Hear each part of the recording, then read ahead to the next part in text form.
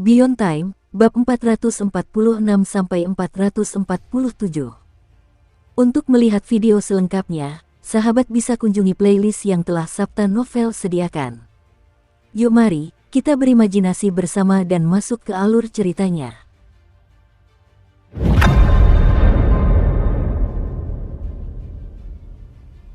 Spesies Holitite bermula ketika Adipati Agung Holitite memberontak melawan umat manusia.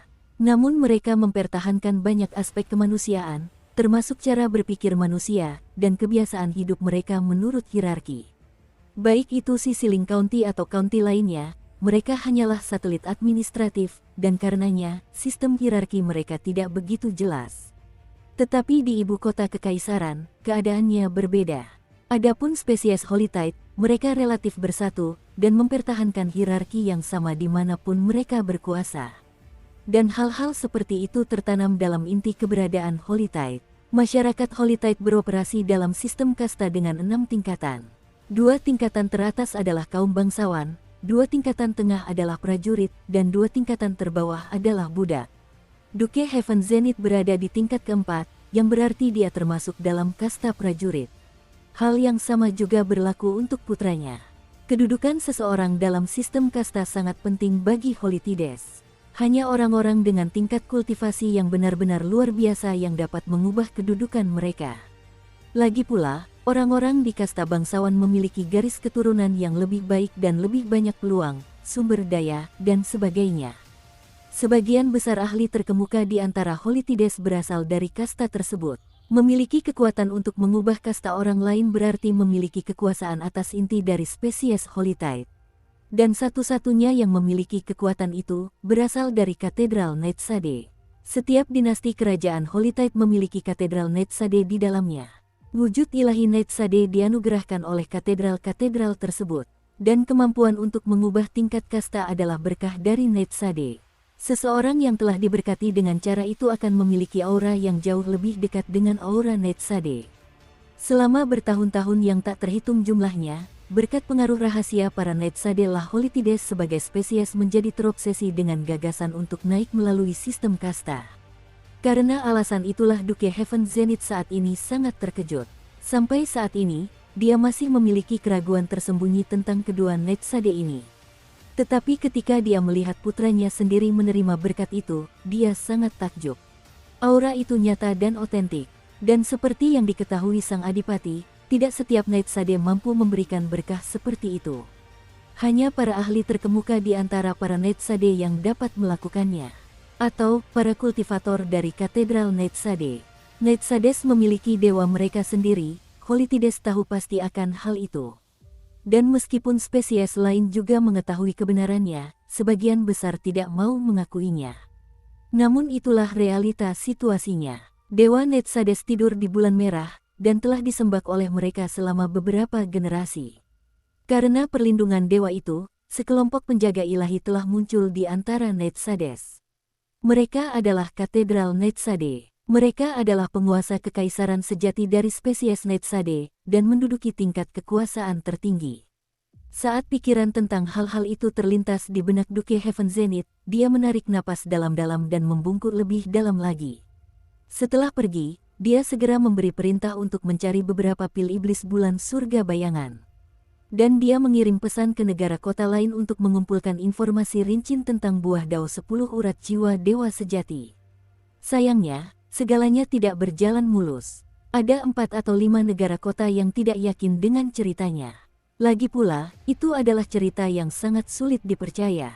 Selama bertahun-tahun, lokasi ini terpaksa berurusan dengan banyak Netsade palsu, dan belum pernah sekalipun Netsade asli berkunjung. Sebenarnya, justru karena alasan itulah Adipati Surga Zenith tidak segera melaporkan masalah tersebut kepada dinasti kerajaan di atasnya. Ia ingin mendapatkan masukan dari negara kota lain terlebih dahulu. Lagi pula, meskipun dia 99% yakin bahwa Netsade ini nyata, masih ada 1% keraguan. Jika ternyata memang ada sesuatu yang mencurigakan dengan Netsade ini, dan dia tidak pernah melaporkannya, maka dia akan menangani situasi itu sesuai keinginannya. Tetapi begitu dia melaporkannya, dia akan terlibat dalam apapun yang terjadi. Dan demikianlah, 7 hari berlalu perlahan namun pasti. Meskipun masih ada 2 hari lagi sampai buah dao matang, kenyataannya buah-buahan sudah dipanen di pinggiran 10 urat hutan abadi sejati. Berbagai spesies asing sudah menggunakan berbagai metode untuk menyelinap masuk dan mengambil beberapa buah dao. Beberapa berhasil, beberapa gagal. Setiap hari, 36 negara kota mengirim orang-orang untuk berpatroli mencari penyusup. Mereka yang tertangkap mengalami nasib yang berbeda. Beberapa dibunuh, dan mayat mereka digantung di kanopi pohon sebagai peringatan. Yang lain ditegur dan diusir. Yang lain lagi dikurung. Karena betapa berharganya buah dao, tidak ada kekurangan kultivator yang mencoba menyelinap masuk. Ketika kapten menyadari bahwa beberapa buah dao sudah matang, dia tidak bisa menahan rasa gembiranya. Setelah berdiskusi dengan Su Qing, dia memutuskan untuk bertindak. Su Qing menyetujui rencana tersebut. Meskipun mereka tampak berada di posisi aman di Istana Adipati, kenyataannya mereka berada dalam bahaya besar.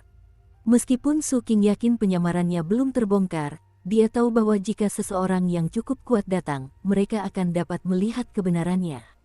Lagi pula, tidak ada yang mutlak. Selain itu, simbol sihir penyembunyiannya sudah mulai memudar. Waktu akan menjadi faktor yang sangat penting dalam pekerjaan ini. Pada pagi hari ke-8, Su Qing dan kapten meninggalkan kompleks istana dan meminta bangsawan muda Mu Ye untuk memimpin mereka ke pinggiran 10 jantung hutan abadi sejati, ditemani oleh sekelompok pengawal. Berdiri di luar hutan, mata Mu Ye berbinar penuh kesalehan saat dia berkata, "Yang mulia, ini adalah 10 jeroan hutan abadi sejati. Buah-buahan di kedalaman belum matang, jadi kita tidak bisa pergi ke sana. Hutan ini dipenuhi tekanan mengerikan yang menyulitkan untuk dilalui. Tekanan itu hanya berkurang ketika buah-buahan sudah matang." Mu Ye terbiasa mengunjungi istana Su Qing setiap hari, dan selalu siap menjelaskan apapun yang diperlukan. Saat ini, Su Qing tidak memiliki pengikut yang lebih setia di Heaven Zenith selain Mu Ye. Salah satu alasannya adalah berkat yang diberikan Su Qing kepadanya. Alasan lainnya adalah mutagen dalam dirinya berasal dari Su Qing. Karena itu, pantas baginya untuk menggunakan sapaan yang mulia. Merasakan adanya mutagen yang familiar di dalam dirinya, Su Qing mengangguk, lalu memandang ke arah hutan gelap yang tak berujung. Kemudian dia mendongak dan memperhatikan pohon besar dengan 10 cabang yang menggeliat seperti isi perut. Bahkan hingga kini, ia masih sulit membayangkan bahwa pohon itu sebenarnya adalah perwujudan isi perut seorang makhluk abadi yang telah mencapai keabadian.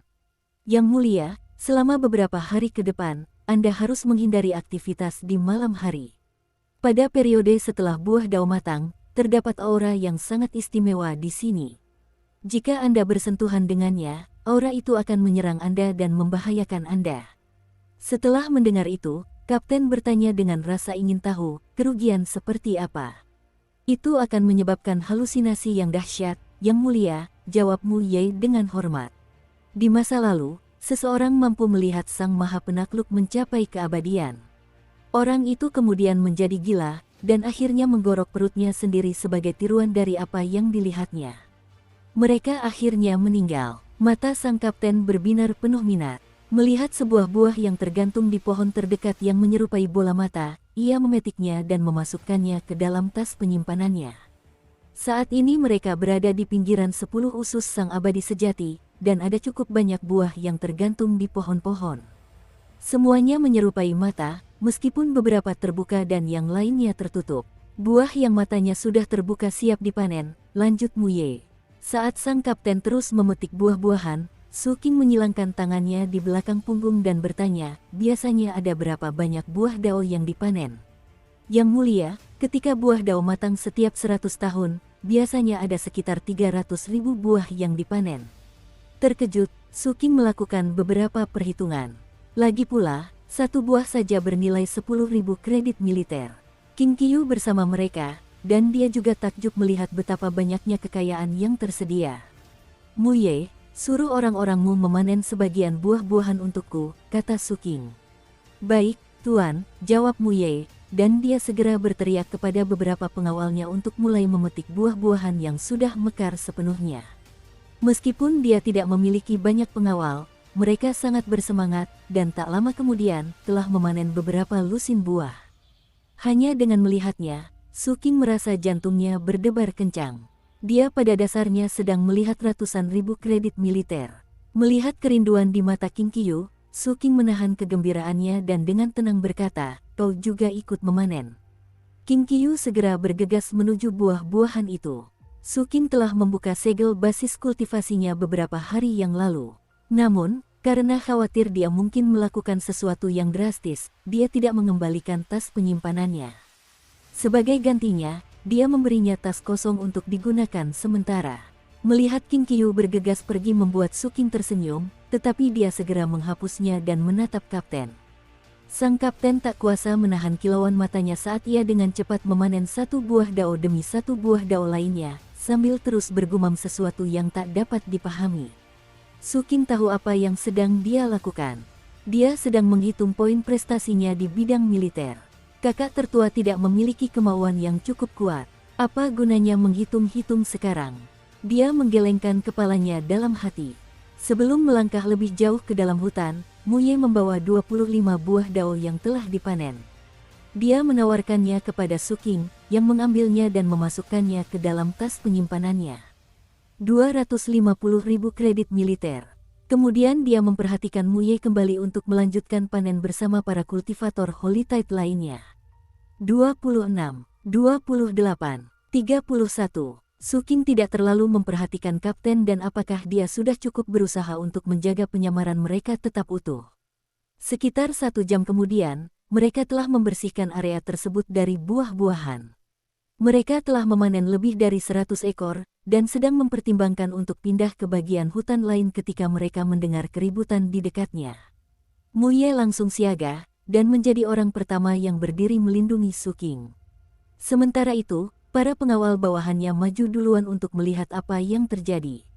Tak lama kemudian, salah satu dari mereka kembali dengan sebuah laporan. Yang mulia, ini adalah patroli dari Kadipaten Cloud Square. Mereka menangkap beberapa penyusup asing, salah satunya mengaku sebagai keturunan dari para abadi kesengsaraan. Patroli tersebut harus mengepung mereka sebelum menangkap mereka. Dukung terus channel YouTube Sabta Novel. Keturunan dari para dewa kesengsaraan. Su Qing ingat betul apa yang telah didengarnya dari kapten dan yang lainnya, bahwa pohon 10 usus adalah perwujudan dari dewa kesengsaraan terakhir yang mencapai keabadian. Yang mulia, tidak seorang pun di dunia ini memiliki garis keturunan Woe Immortal murni. Tetapi ada banyak keturunan di wilayah Holy Tide yang memiliki sebagian dari garis keturunan itu. Kultivator seperti itu sulit dibunuh. Dan dalam kebanyakan kasus, mereka dipenjara sampai setelah panen buah selesai. Sekitar waktu itu, mereka mendengar langkah kaki dan banyak teriakan. "Beraninya kau menawanku, aku keturunan para dewa kesengsaraan. Disinilah leluhurku mencapai keabadian. Aku hanya datang ke sini untuk mengambil beberapa buah dao milik leluhurku. Hak apa yang kau miliki untuk menghentikanku? Aku tidak akan mengambil banyak, hanya sekitar 30. Betapa kurang ajarnya kau menyentuhku. Jika aku mati, maka kau akan lihat. Jika darahku tertumpah pada leluhurku, maka dia pasti akan bangkit dan melampiaskan amarahnya padamu." Saat suara itu sampai kepada mereka, mata kapten membelalak dan pupil mata Su Qing berbinar-binar. Beberapa saat kemudian, sekelompok kultivator Holy Tide tiba yang jelas bukan dari Heaven Zenith. Mereka menyandera 7 atau 8 kultivator yang menyusup. Ketika para kultivator Holy Tide melihat Su Qing dan kapten, ekspresi mereka berubah-ubah. Jelas sekali mereka telah mendengar cerita tentang kedua orang ini. Mereka segera berjabat tangan dan membungkuk. Di antara kelompok kultivator yang mereka tawanan, ada seorang pemuda yang auranya berbeda dari yang lain. Yang paling mencolok adalah tato totem di dahinya, yang menyerupai ular menggeliat yang hampir terlihat seperti usus. Dialah orang yang tadi berteriak, dan dia tampak sangat marah. Namun, ketika dia melihat Su Qing dan kapten, matanya membelalak. Kemudian dia melihat Qing Qiu, dan sebuah getaran menjalari tubuhnya. Dia pulih dengan cepat, lalu kembali mengumpat. Namun, sekarang dia berjalan sedikit lebih cepat. Qing Qiu memalingkan muka darinya, ekspresinya acuh tak acuh, seolah-olah dia tidak mengenalnya. Sang kapten mendengus dingin dalam hatinya, dan matanya menyipit. Sementara itu, Su Qing sedang berpikir, "Bagaimana kau bisa sampai di sini, Ning Yan?" Orang yang mengaku sebagai keturunan para dewa kesengsaraan itu tak lain adalah Ning Yan. Su Qing ingat Kapten pernah menyebutkan bahwa setelah lulus penilaiannya, Ning Yan tampaknya menghilang. Kapten tidak dapat melacaknya dimanapun. Dan awalnya, Kapten bermaksud membawa Ning Yan dalam pekerjaan ini, terutama untuk menggunakannya sebagai tameng hidup dalam keadaan berbahaya. Tapi sekarang, jelas sekali si berandal kecil itu telah menyelinap masuk ke 10 usus para dewa sejati. Mungkinkah garis keturunan yang ia bangkitkan adalah garis keturunan spesies Woe Immortal? Atau itu hanya penyamaran yang ia gunakan? Meskipun pikiran Su Qing berkecamuk, ia tidak menunjukkannya melalui ekspresi wajahnya. Ia hanya dengan dingin mengamati Ning Yan. Sementara itu, Chen Erniu tersenyum lebar, sedangkan Qing Qiu berpura-pura tidak mengenali Ning Yan. Ning Yan sangat terguncang. Dia tidak mengenali kedua Netsade itu, tetapi mereka membuat bulu kuduknya merinding.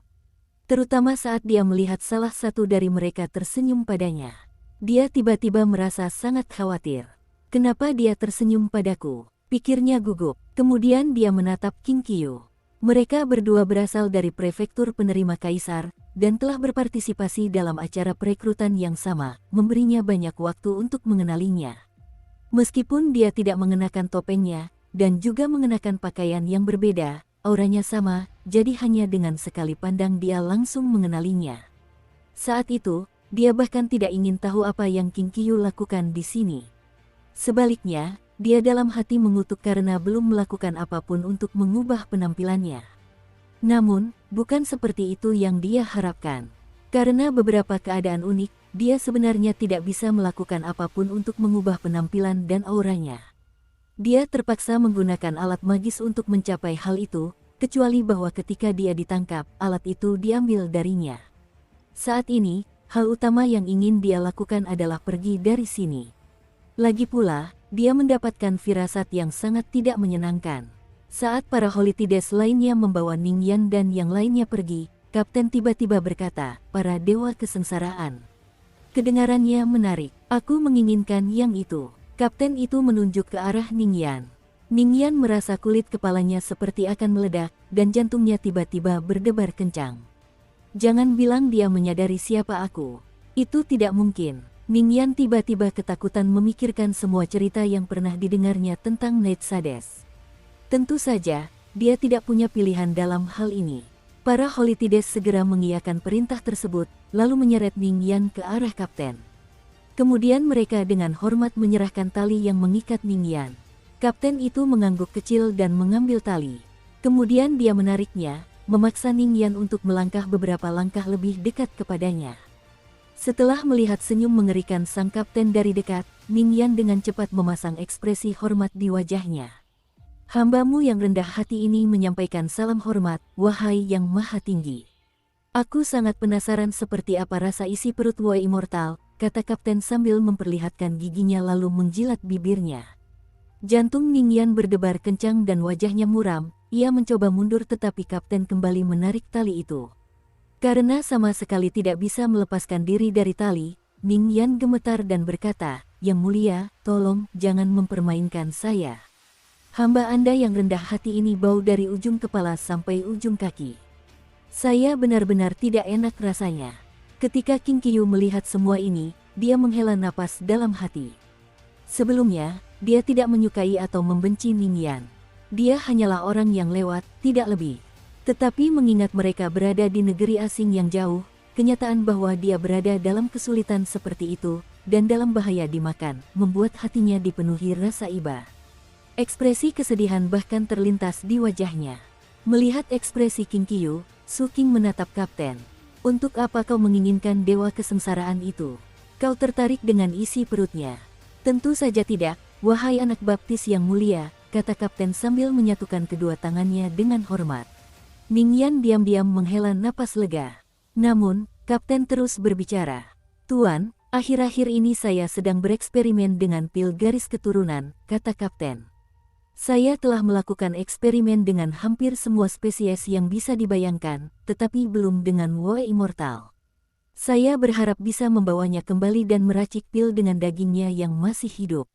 Ia menatap Ning Yan dari atas ke bawah, bahkan mengangkat dagunya dan memeriksa giginya. Kemudian mata Kapten berbinar penuh antisipasi, seolah-olah ia sudah bisa membayangkan Ningyan sebagai pil obat. Ia menjilat bibirnya. Pikiran Ningyan berputar-putar. Beberapa saat yang lalu dia merasa lega, tetapi sekarang dia gemetar lebih hebat lagi. Bahkan, dia sangat ketakutan hingga air mata mengalir dari sudut matanya. Yang mulia, saya tahu di mana Anda dapat menemukan banyak orang lain dari spesies saya. Banyak dari mereka bahkan memiliki garis keturunan yang lebih kuat daripada saya. Bagaimana kalau Anda mengganti saya dengan salah satu dari mereka? Sang kapten mengusap dagunya dan tersenyum penuh teka-teki. Namun, dia tidak menjawab sama sekali. Dia hanya terus mengamati Ningyan.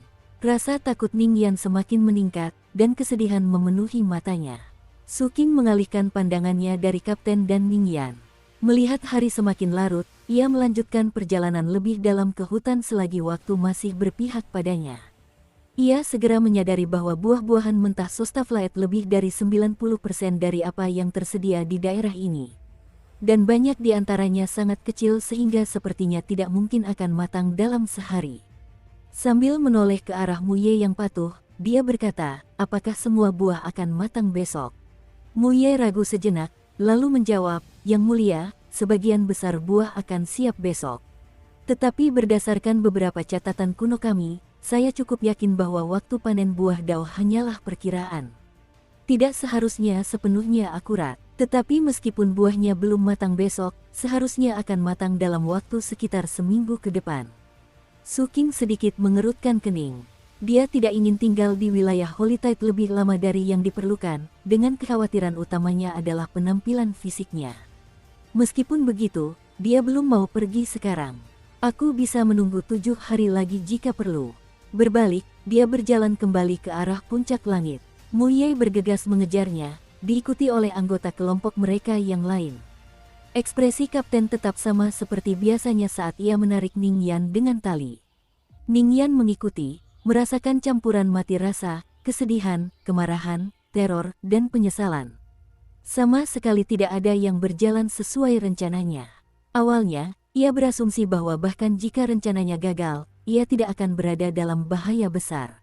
Orang-orang dengan darah Wei Immortal yang tertangkap saat mencoba mencuri buah dao biasanya hanya akan dipenjara untuk sementara waktu, lalu dibebaskan. Lagi pula, Wei Immortal terakhir mencapai keabadian di sini. Dan mengingat Holytides tinggal di tanah yang pernah menjadi milik Wei Immortal, sebenarnya ada banyak orang dengan darah Wei Immortal di dalam diri mereka. Holytides adalah pendatang baru, dan karena itu, mereka berusaha menghindari peningkatan ketegangan sebisa mungkin. Bahkan, meskipun tertangkap, dia cukup yakin akan dibebaskan dengan 1 atau 2 buah dao. Mengingat berapa banyak yang bisa dia dapatkan dari penjualan buah-buahan itu pun akan sepadan. Tapi bagaimana mungkin dia bisa menduga bahwa dia akan bertemu dengan beberapa Night Sade? Saat Ningyan terseret dalam kemarahannya, ia sempat melirik King Qiyu dan menyadari bahwa ekspresi wajahnya sangat mirip dengan ekspresi wajahnya sendiri. Maka, keduanya dengan kesal mengikuti Su Qing dan kapten kembali ke kompleks istana di Heaven Zenith. Setelah kembali, Su Qing mengikuti rutinitasnya yang biasa, yaitu bermeditasi di kediaman istananya. King Qiyu duduk di sebelahnya, menggertakkan giginya. Dia belum menerima kenyataan bahwa dia harus menjadi seorang pelayan, dan malah terus mencari kesempatan untuk melarikan diri. Sebaliknya, kapten tidak mengikuti rutinitas biasanya, dan malah menyeret Ningyan ke kediaman istananya sendiri. Ningyan tidak berdaya untuk melawan. Ekspresinya menunjukkan ketakutan yang semakin dalam, dan dia terus memohon belas kasihan. Tak lama kemudian, suara tangisan memilukan Ningyan terdengar dari istana. Yang mulia, apa yang kau lakukan? Agegh. Ratapan kesedihan dengan cepat berubah menjadi jeritan kesakitan. King Qiyu gemetar. Dia tidak tahu apa yang terjadi di dalam sana, dan tidak punya cara untuk menyelidikinya. Tetapi dia bisa merasakan dari kesengsaraan dalam jeritan itu bahwa sesuatu yang sangat mengerikan sedang terjadi. Saat menatap Su Qing dan menyadari ekspresinya yang datar, dia tiba-tiba merasa lebih memahami tentang para Night Sade yang brutal ini. Kalian para Night Sade semuanya pantas mati. Terutama kalian berdua. Hati dan pikiran King Qiyu dipenuhi kekacauan. Su Qing tidak memperhatikan King Qiyu. Ketika teriakan itu dimulai, baginya sudah jelas bahwa Kapten telah menggigit Ningyan. Sebelumnya, Kapten adalah seorang pendekar pedang dan tidak bisa seenaknya menggigit apapun yang dia inginkan. Tapi sekarang dia memiliki identitas yang berbeda. Mengingat kepribadiannya, dia pasti ingin memanfaatkan kesempatan ini untuk mempelajari sesuatu tentang darah daging Ningyan. Dengan itu, Su Qing mengarahkan pandangannya ke sosok ilahi Netsade yang melayang di atas istananya. Itulah yang paling menarik perhatiannya selama masa penantian yang panjang ini. Seandainya aku bisa membawa benda ini kembali ke Xisiling County bersamaku. Sekadar memikirkan hal itu saja sudah membuatnya dipenuhi rasa antisipasi. Patung itu sama sekali bukan patung biasa. Ia memiliki kekuatan bulan merah yang melimpah dan terus-menerus memancarkan mutagen. Meskipun Su Qing dapat memberinya perintah, membawanya pergi dari tempat ini tampaknya tidak terlalu masuk akal. Pertama, dia tidak bisa memasukkannya ke dalam tas penyimpanan. Terlebih lagi, benda itu terlalu mencolok. Selain itu, jika dia berhadapan langsung dengan bulan merah itu, patung itu akan langsung berbalik melawannya. Dengan kata lain, jika dia membawanya bersamanya, hanya masalah waktu sebelum benda itu meledak di luar kendali. Bagaimana jika aku bisa menggantikan kekuatan bulan merah dengan kekuatan bulan unguku? Itulah arah penelitian yang sedang ia tekuni saat itu. Akhirnya, malam tiba, dan langit di balik kanopi pohon menjadi gelap. Tak lama kemudian, lampion-lampion berbentuk manusia yang melayang muncul di mana-mana. Di luar kompleks istana di Heaven Zenith, di altar tempat patung Dewa Netsade sebelumnya berdiri, sekelompok beberapa lusin kultivator Holy Tide telah berkumpul. Tempat ini telah lama dikunci, dengan formasi mantra yang dipasang untuk mencegah siapapun merasakan apa yang terjadi di dalamnya. Ada beberapa lusin individu yang hadir, sebagian besar berada di lingkaran besar tingkat Naschen Soul. Hanya ada 5 ahli Spirit Trove. Salah satunya adalah Duke Heaven Zenith. Di depan kelompok itu berdiri seorang lelaki tua berjubah hitam. Kulitnya kemerahan, membuatnya tampak sangat tidak biasa, dan ia memancarkan tekanan mengerikan dari 4 tempat penyimpanan rahasia. Lelaki ini adalah guru besar Kadipaten Heaven Zenith. Melihat ke arah kompleks istana, lalu para kultivator berkumpul di sekelilingnya, ia mendengus dingin. Ini benar-benar tidak masuk akal. Kalian semua adalah adipati, namun kalian tertipu semudah ini. Tidak punya sedikit pun akal sehat. Kalian pikir beberapa Netsade berpangkat tinggi akan muncul di kafilah. Dan, secara kebetulan, mereka muncul tepat pada musim panen buah dao. Ditambah lagi, salah satu dari mereka dikatakan memiliki iman yang lemah dan garis keturunan campuran. Bagaimana mungkin mereka adalah Netsade asli? Dan pikirkan tentang pelayan wanita itu. Dia bukan hanya manusia, dia juga salah satu dari generasi baru pendekar pedang. Namanya King Qiu. Bahkan setelah mengetahui itu, apakah tidak ada di antara kalian yang merasa sedikit pun curiga?